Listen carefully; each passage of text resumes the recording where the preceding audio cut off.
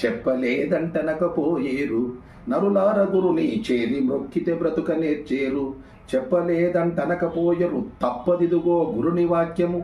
తప్పుదోవల వారిని చప్పరించుట మింగు శక్తులు. చెప్పలేదంటనకపోయేరు అంటూ మహాత్ముడైనటువంటి ఆ వీర బ్రహ్మేంద్ర స్వాముల వారు మన సమాజానికి హెచ్చరిక చేసినాడు. ఏమిటయ్యా ఆ హెచ్చరిక అంటే, ఓ మానవులారా, మీరు మంచి మార్గంలో ఉన్నంత వరకు క్షేమంగా ఉంటారు.